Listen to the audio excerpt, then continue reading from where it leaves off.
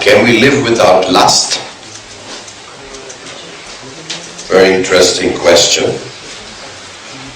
Krishna says lust is the all-devouring enemy of this world. But isn't lust also the generating power of bringing about procreation?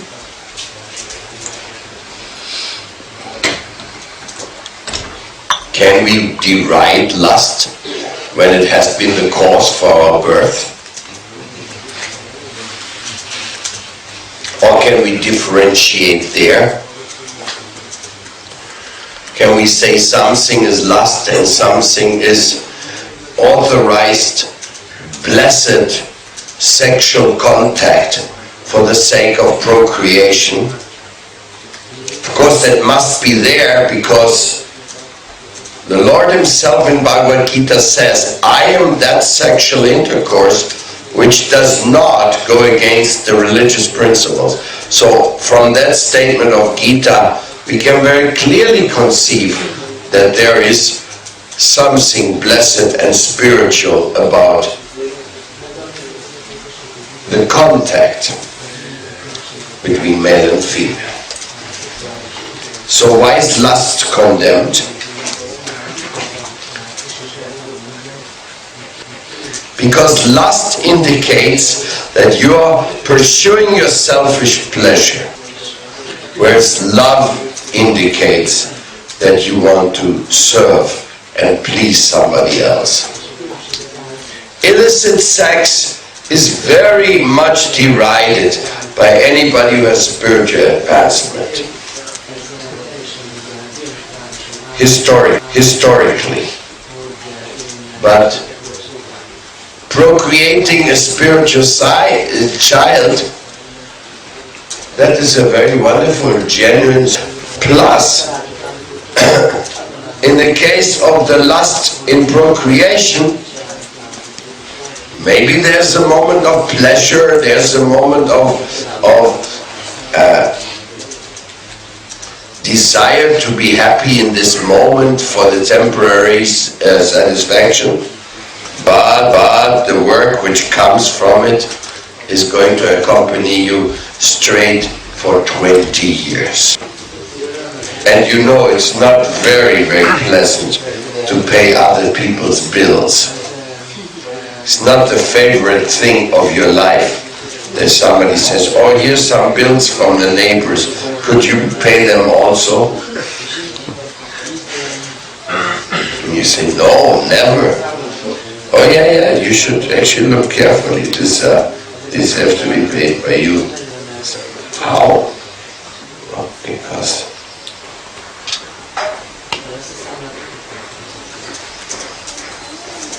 Krishna wants your responsibility. Krishna wants your participation. So there was a little lust, and now you have to bring up this child and make him a soldier of victory for the progress of humanity. I mean, a child is not just you raise a little kid, put a lot of food in the mouth, dress him, and then let him go loose, let's see what he does in the world. No. A child means you have to give to the child the best education. You have to give to him the best guidance into life, that he will be successful, that he will be happy, that he will be ready to help others. You have to give him all the good qualities. Oh, having a child is something, it's a beautiful charge, a beautiful responsibility, and a very heavy commitment also. The moment you have a child, you're monitored for behavior by the mother of the child and by the child as well, and the grandparents and the mother-in-law. Lots of people are going to monitor you. Before you get married, you can say, leave me alone, I have nothing to do with this. But after you get married, even mother-in-law wants to know what you're doing in your free time. In father-in-law, and so many people say, hey, you are now in charge of our daughter, so we want to know what's going on with you. Who are you? What do you eat? What do you drink? Where do you spend your leisure time?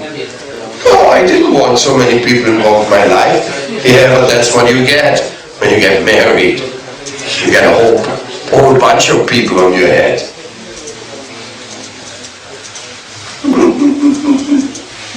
You see my point?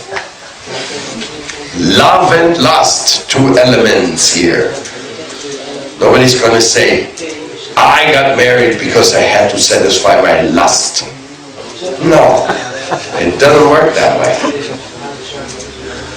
As a matter of fact, your lust has to be curbed in marriage. Channelized, purified.